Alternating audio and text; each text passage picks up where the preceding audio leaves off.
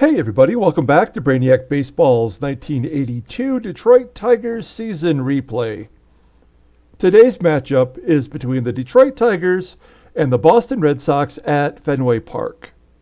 On the mound for Detroit is Jack Morris, whose record is 9-5 with a 3.05 ERA.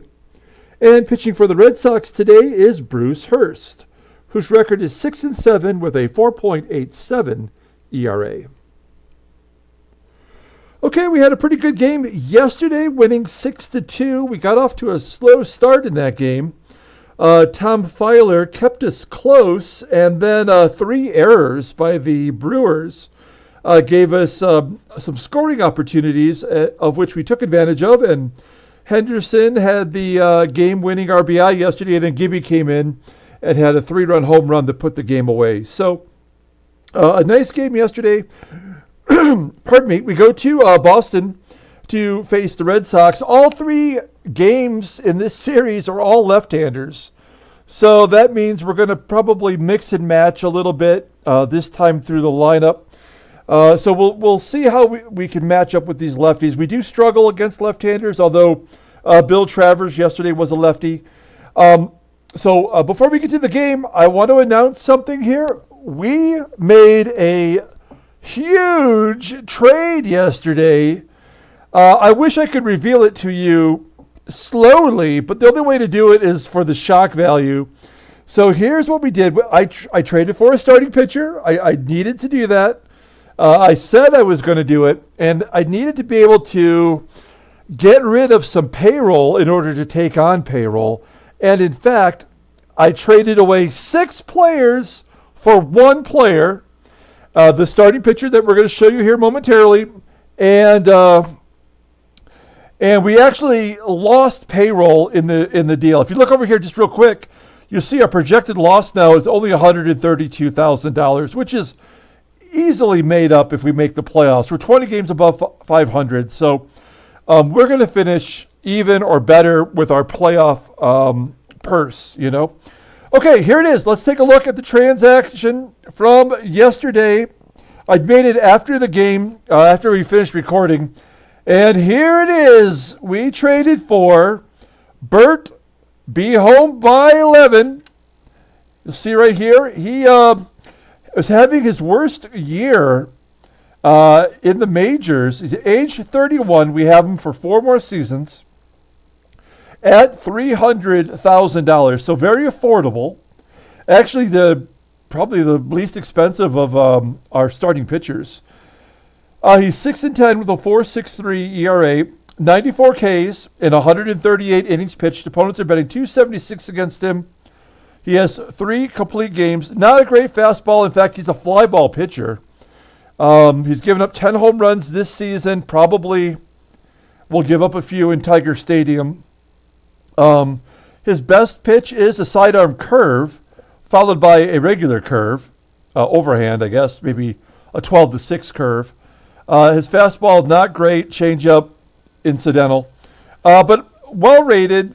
At age 31, he's kind of like the veteran that we need to anchor our staff if we're going to win the World Series this year and in the future. So, who did we give up for Bert Blyleven? You may have already seen. We'll go right down the list. We got Tim Lawler, Bob Melvin, Mike Laga, Jim Weaver. Yes, we got rid of Reggie Jackson to a National League team, and Joe Beckwith. Tim Lawler, we brought him up. We thought maybe he would be a starting pitcher for us for the future. We gave him a little cup of coffee this year in relief. And he did not do very good, as you can see. A lot of strikeouts, 11 Ks in 6 2/3 innings. But he goes right into Pittsburgh's rotation. We'll keep an eye on him, see how he does. We got him from the Yankees when we traded Milt Wilcox last season. And we had to give up at least one decent starting pitcher that maybe they could use right away. We also gave away Bob Melvin, who's in Double-A this season, a great rating, a great defensively, but we do have Lance Parrish for another 3 seasons under contract. So Bob Melvin would just get stuck in AAA for us eventually. So we sent along Bob Melvin. He's in Single A for Pittsburgh. We gave up Mike Laga, superpower hitting first baseman. He's in Double A when he was with Detroit with Andres Galarraga, who we traded for last season. So Galarraga we keep, and we get rid of his competition and kind of open up a path for Galarraga if the Brock Ness Monster doesn't work out in the future. We gave up a right fielder, Jim Weaver, decent rating, solid defensively, not somebody we really need. He's in Double A Pittsburgh. And Reggie, last year he was horrible, completely useless cog to our machine, but we used him this year almost right out of the gate. He had 10 home runs. He actually hit his career 400th home run in a Tiger uniform. And we were able to dump his salary on Pittsburgh, and they stuck him in AAA. He's a Beaver now. And, so he's in AAA for them. Maybe he'll get brought up, who knows. But he's no longer our issue. What would have happened with Reggie is he's under contract through next year. If we had kept him, we would have finished off the year with him, and then we would have just cut him and ate his salary for next year because his ratings are so low. So we were able to get rid of him. And finally, Joe Beckwith, who we got from the Dodgers last season in the trade that sent Steve Kemp to the Dodgers. We got Beckwith and Patterson and another a third player that is I can't think of right now. But anyway, that was the trade. Big deal. We get rid of 6 players. We save payroll, and we get ourselves a starting pitcher. We're going to see Blyleven in the third game of the series. This game here will be game 81, so that's the halfway point. So we'll see where we stand at the halfway point of the season.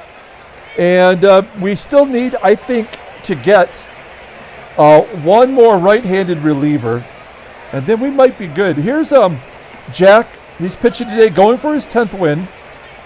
The Red Sox batters in the current lineup are batting .316 against him. That is rough. If you look at our bullpen, I made a decision today. I sent Weaver down. I'm going to leave him down there through the All-Star game, and then we'll bring him back, and then we'll send Dave Rucker down to give him a break as well, because we've given our 2 closers, Weaver and Rucker, have pitched so much this season. So Brian Kelly, who pitched pretty well, despite giving up a bunch of walks, has pitched well. We're going to give him a shot. Bert Blyleven steps in for Bruce Robbins. We sent Robbins down, and we changed him. I changed him from a starter to a short reliever, and maybe we could take advantage of his 95-mile-an-hour fastball as a lefty specialist. So we'll see if, I'm sure we'll see Robbins again before the end of the year. Here's our lineup today against the left-hander Bruce Hurst. Lou Whitaker listed as tired, so we took him out. We have Mark Wagner playing out of position at second base today. And there's the rest of the lineup versus the left-hander Hurst. Let's go ahead and officially do the lineup rundown. Batting leadoff in left field is Rickey Henderson. Batting second at first base is Greg Brock. Batting third in center field is Andre Dawson. Batting cleanup, playing third base, is Mickey Hatcher. Batting fifth at DH is Kirk Gibson. Batting sixth and catching is Lance Parrish. Batting seventh at shortstop is Alan Trammell. Batting eighth in right field is Kevin Bass. And batting ninth, playing second base today, is Mark Wagner. Here's Bruce Hurst, having a tough year, making his 18th start, 6-7, 116 innings pitched, 90 Ks. Opponents are batting .286 against him. He's got 3 complete games and 2 shutouts. His fastball tops out around 89 miles an hour. He's a ground ball pitcher. Fastball is rated at 90. That's his out pitch. He's got a slow curve that he mixes in. He's also got a forkball and a slider that are below average. Rated at 90 overall.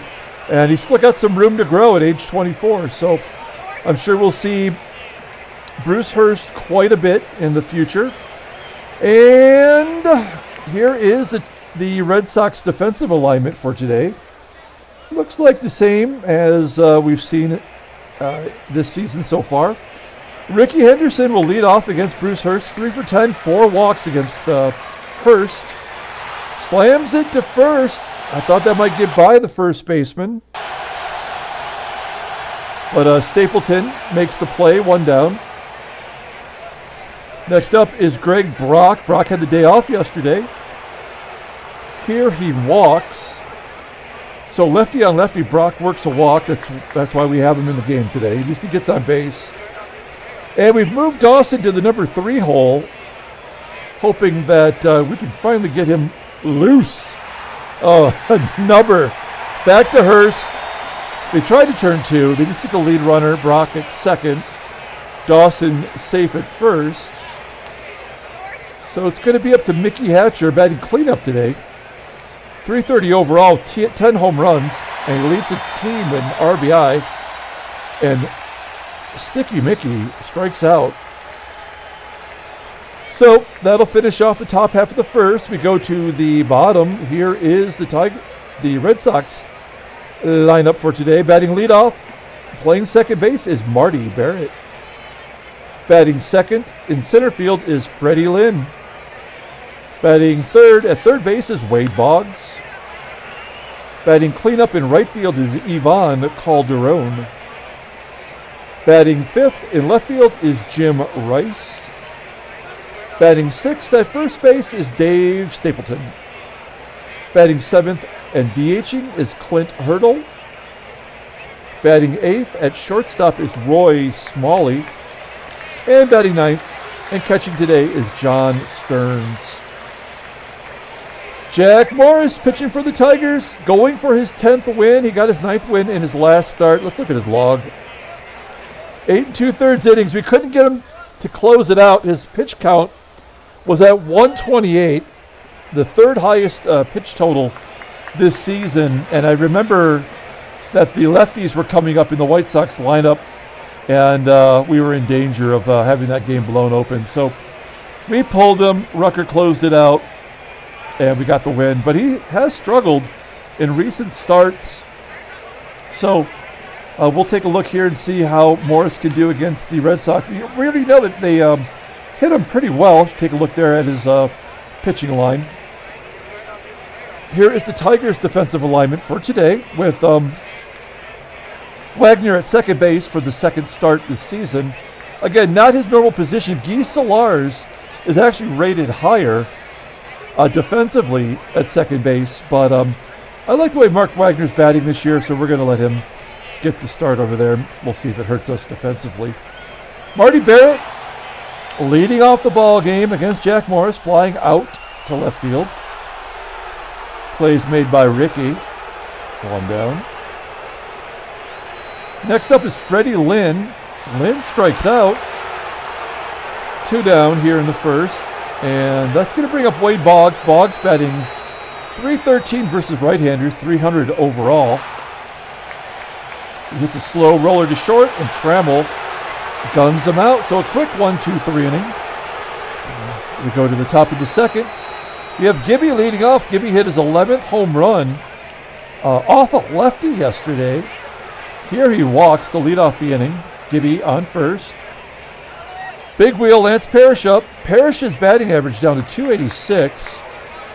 He also had the day off yesterday, striking out looking. Ugh. The game before, though, he had 3 hits, so I just don't know what to think about Lance. I keep thinking maybe we move him down the lineup. Here's Trammell. We're going to hit and run with Tram. And a ground ball that gets past the shortstop, Smalley. Gibby holds at second. That's a Tigers' first hit. First and second now for Kevin Bass. Bass's batting average down to 236. Hey, goes the opposite way for a base hit. Gibby scores, and it's 1-0 on the single by Kevin Bass. So now Mark Wagner has a chance here to be productive. I think we're going to try to bunt for a hit. I know it's a little risky, but we have a left-hander up on the mound, that is. So that's going to be a tough throw. Lays out a bunt to third. Boggs up with it, throws him out at first, and the run scores. So an RBI for Hatcher. That's only his 6th on the season. Bass safe at second. And Rickey goes to right center field. And that'll do it. So Tigers get 2 runs in the inning. RBI single by Bass and a sac bunt, technically, that scored a run by Mark Wagner. Ivan Calderon will lead off the bottom of the second inning. He flies out to Dawson in center, 1 down. Next up is Hall of Famer Jimmy Rice. Rice pounds it into the dirt. And an error by Parrish. Parrish just couldn't get a handle on it. And Rice is safe. So 1 down, runner on first base. Dave Stapleton up next. And Stapleton gets a base hit into left. So a little rally going here as Clint Hurdle steps in. Hurdle's a lefty. He's got some pop. He's got 9 home runs this year. And it looks like he's going to fly out to Bass in right center. 2 down. And that'll leave it up to Roy Smalley. Smalley batting .301 for the Red Sox. And Smalley pops it up on the infield. Wagner makes the play. So Morris gets out of the jam after the error by Parrish. We go to the top of the third. Brock, Dawson, and Hatcher due up. Greg Brock, ground ball to first. Stapleton makes the play. 1 down for Dawson. Dawson, base hit into center field all the way to the wall. And he has another double. He had 2 doubles 2 games ago. And this is his 9th double of the season. That equals his total from last year. Well, he's got more at-bats than he did last year. So I guess we're not really saying much there, are we? But I do feel like Dawson is slowly coming out of his funk, his season-long funk. Mickey Hatcher struck out the first time up, grounds out to first. Dawson advances to third. And it'll be up to Gibby to get that run in. And he hits a grounder to Boggs. Boggs up with it and throws him out. So we strand the runner at third. We go to the bottom of the third. Bad dude, John Stearns, leading off the inning. He's got a home run against Jack Morris this season. Oh, crap. There's the second one. As Stearns just clears the wall, the green monster there. And it's 2-1, 385 feet. It's nice to have a number 9 hitter that can crush it like that. Marty Barrett strikes out. 1 down. Next up is Freddie Lin. Lin hits a blooper into center field, and it falls in for a hit. If Lin was a little bit faster, he might have had a double on that. So Morris is showing some cracks here. Not his butt crack, but, you know, like cracks in the porcelain. As Boggs grounds out to second. Wagner only play is to first. Must have the hit and run on. So Ivan Calderon has a chance here to tie the game up. A nubber back to Morris. And Morris tosses him out. So they do get on the board with the home run from Stearns. Tigers lead 2-1. Here's Big Wheel leading. I mean, it's been forever. He's only got 6 home runs this season. Makes no sense. I mentioned before, he had 32 home runs in 1982 in real life. But his power's been zapped. Trammell, after Parrish grounds out to first, gets a double down the right field line. That's Allen's 10th double of the season. I believe he is only behind Hatcher for the team lead in doubles. And I think Parrish actually has 11 too, so we'll put him right up there. Okay, Kevin Bass drove in the first run. Here he hits it to the wrong side of the field. The shortstop Smalley gets Bass at first. And we're going to ask Mark Wagner to drive in another run here. Wags will take a walk, though. He always finds a way to contribute. Too bad we're going to get rid of him. Rickey Henderson's up next. And he goes to right. Caught by the right fielder, Calderon, and that'll do it. We go to the bottom of the fourth. We've got Jim Rice, Dave Stapleton, and Clint Hurdle due up. Jim Rice ground ball to third, and Hatcher guns him out. It's been a while since we've seen Hatcher make an error. We're giving him more days off, so maybe that's helping his defense. As Stapleton pops it up to Hatcher. I thought just for a second there I jinxed him, and that was going to be a drop ball. 2 down now for Clint Hurdle. Oh, all three are going to Hatcher, and Hatcher throws him out. Oh, man, I'm just antagonizing fate. We go to the top of the fifth. Brock Nessmonster up. He walked earlier in the game. And he pops it up to short. Brock's average down to 238. He's actually third on the team now in player of the game votes. So he's contributing as Dawson grounds out to short. But I think I don't think the jury's out yet on Greg Brock and whether he's going to be our long-term first baseman. I don't mind getting rid of Laga in that deal. There's a base hit for Hatcher. There we go. You can count on him getting one every game. So I don't mind getting rid of Laga, but we're going to keep Andre Galarraga as Gibson is the third out of the... Oh, Bruce Hurst bobbles it. He's got the iron glove out there on the pitcher's mound, and everybody's safe. And a chance here for Parrish to be a big hero. He does have one home run against Bruce Hurst. Oh, and Hurst paints the corner of the plate, the inside corner, with a fork ball. Oh, no, 2 fastballs, 2 fork balls. He just forked him good on that one. We go to the bottom of the fifth. Roy Smalley, switch hitter, leading off the inning. And he hits it down the left field line all the way to the monster. Rattles around in the corner, and Smalley has himself a triple. So that is a tying run. How many triples does Smalley have? That is first. Sorry, I forgot to turn off notifications. I get all kinds of notifications on my computer here. I think we pull in the infield one time with John Stearns. Oh, is that a line drive? It is a line out to short.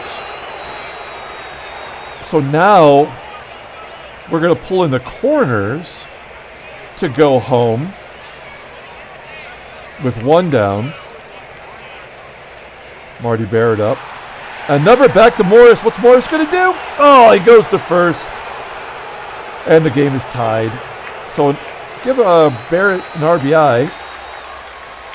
And it's 2-all. Freddie Lin up next. Hits a sharp line drive into left, but Henderson makes the play. We go to the top of the sixth. It's all tied at 2. Alan Trammell. Well, let's take a look at the in-game stats. I guess we'll do that. Trammell 2 for 2 today. Player of the game?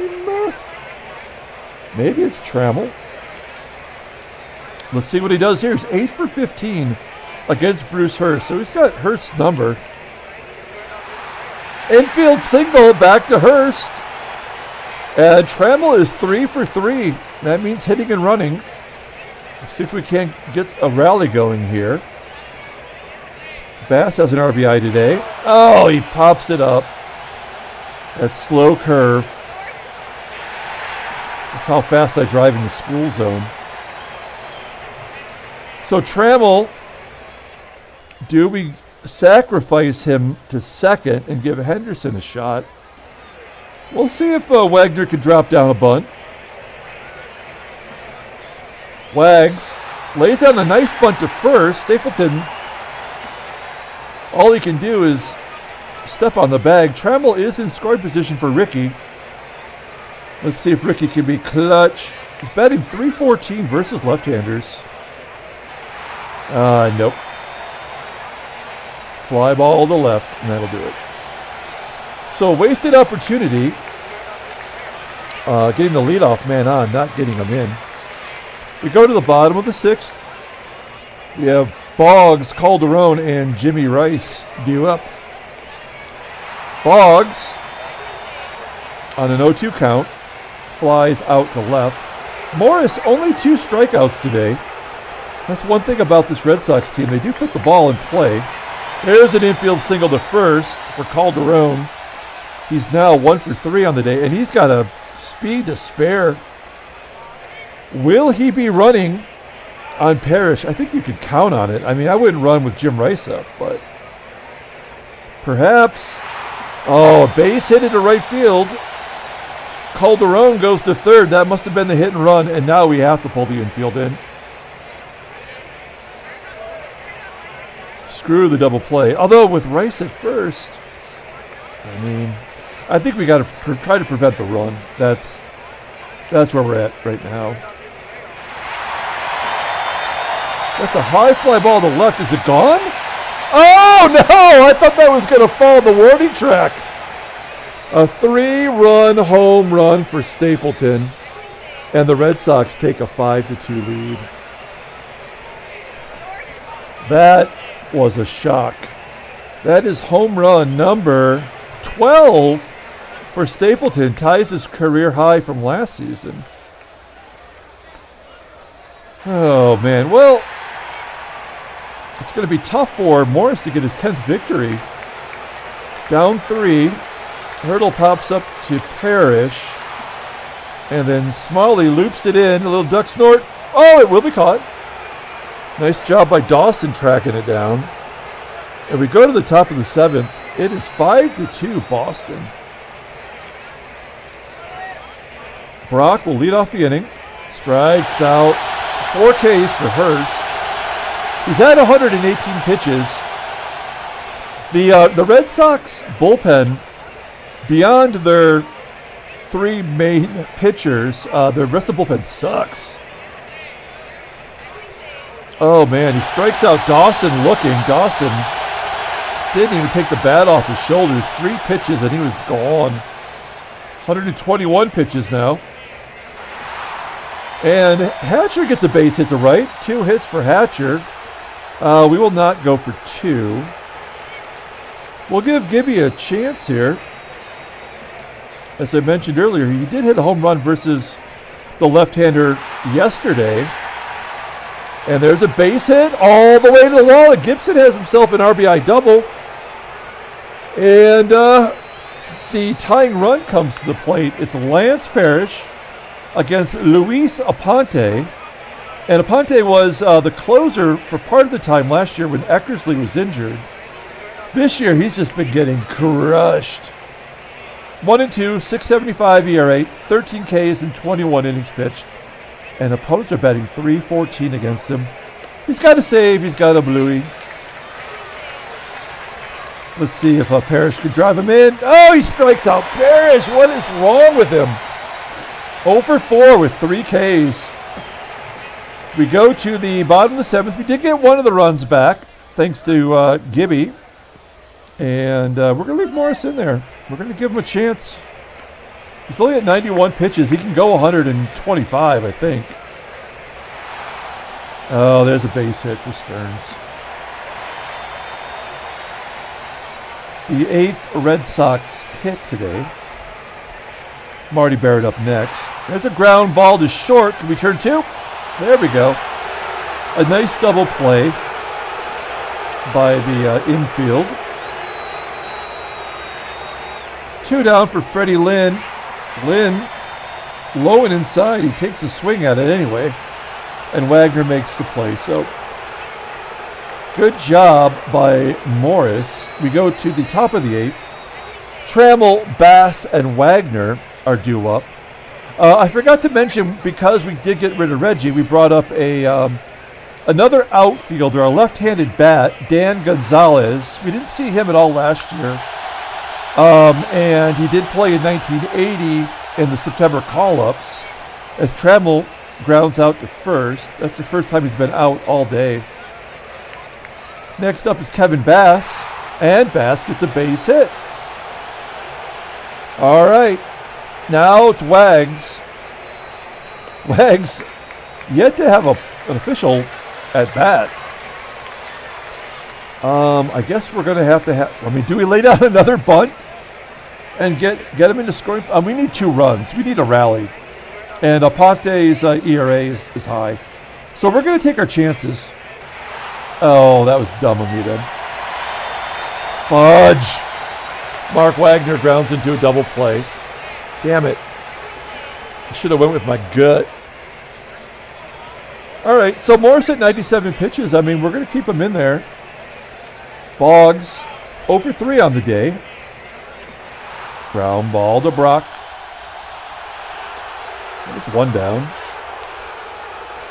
Ivan Calderon up next. Oh, he walks him. First walk of the day by Morris, up to 105 pitches. Jimmy Rice up next. Rice hitting a high fly ball to the left, and Henderson makes the play. Will Calderon be going now? Up 2 runs in the 9th. Might consider it. Yeah, I would have. So Calderon steals second base. 9 stolen bases for Calderon and 7 home runs, batting in the cleanup role. That's impressive. We're going to play everybody straight away. Ah, damn it. Morris could just not ever close out a ball game. He's given up 6 runs today. This is his worst of the year. And then Hurdle hits it into the gap, and that'll do it for Morris. That's a bummer. We're going to bring in a left-hander. We're going to bring in Keith Comstock. Turn Smalley around. He's a switch hitter. He's only batting 200 versus left-handers.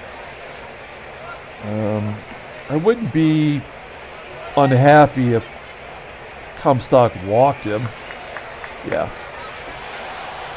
So that was pointless. Okay, well, we're going to bring in Brian Kelly. I'm trying to keep the other pitchers' innings down. Like at some point, Rucker will go down, probably after the All-Star game, and then at some point we'll have to send Cappy down. That's to keep their innings pitched, to a reasonable amount. Otherwise, they're going to hit their peak innings, and then they're not going to be as effective. That's usually how it works. Oops. There we go. Okay, Brian Kelly facing John Stearns. Kelly just called up today after the big trade, and he strikes him out. Nicely done. But the Red Sox get a run on the board, and they're keeping Aponte in there instead of bringing in Eckersley. That is stupid baseball. You're a dum-dum. Here's Rickey Henderson. There's a base hit by Rickey. No, we're definitely not going for 2. We're down 3 runs, and we do have a lefty up against Aponte here, so we're going to let him swing away. Oh, come on! Look at that pitch. That pitch, borderline. It was a strike 3, though. So he let us down. Okay, now we're going to hit and run. Try to put some pressure on with Rickey on first. His speed is down to 86. It's actually lower. As Dawson grounds out, it's going to be up to Hatcher. 2 for 4 today. This could be the ball game here. That it is. Ground ball to Boggs. Boston wins 6-3. Not a good game by Morris. And maybe we went too far with them in the game. I don't know. A trade offer. Oh, look at this. The Reds are offering me a reliever, which we do need, but not Rothschild. I mean, there are plenty of relievers out there. I'm not worried about that. And we don't need to dump a salary anymore. And Dawson is sort of turning it around. And now we can't. We definitely can't trade Brock. So no, thank you. First place Reds are trying to put some ground between them and the second place team, which I think is St. Louis. I guess we could take a look. Okay, so we lose that game. New York 6 games back. Baltimore 7.5. Take a look at the National League. It's Houston. Oh, why did I say St. Louis? Wrong division. Even though St. Louis is like down the road from Cincinnati. But Houston's so close. Anyway, so yeah, they're 11 games up. It's over. Let's take a look at the transactions. There's a milestone. That's all there is. Ted Simmons, future Hall of Famer, hits his 100th RBI of his career. That crazy season last year where he was an all-star. Remember the live all-star game? And he had no home runs at the time. A guy hits 20 home runs a year. Suddenly he hits one. And he was an all-star. Let's pull up the box score and get out of here. Thanks for watching, everybody. Like and or subscribe. Check out my other playlist. Of course, we have the 1980 season replay, the 1981 season replay you can goof around with, or at least look at the final standings. Plus all the sports cards are all there as well. Player of the game, we're going to give it to Trammell. Nobody really stood out. We're going to give it to Tram. We got 3 hits, scored a run, including a double for one of his hits. Parrish, that error. Jeez. Morris takes the loss. He goes to 9-6, giving up 6 runs. Definitely hit the worst of the start of the season. Brian Kelly comes in and gets that final out. So not a complete game. Bruce Hurst gets the win. He goes to 7-7. Decent game by him. Luis Aponte gets his second save. Maybe Eckersley was unavailable today. John Stearns had the home run earlier in the game, and then Stapleton had the 3-run shot, had 4 home runs overall. Nicely done. So that's going to do it. We're going to come back tomorrow with game 2 of the 3-game series. Until then, everyone, have a great night.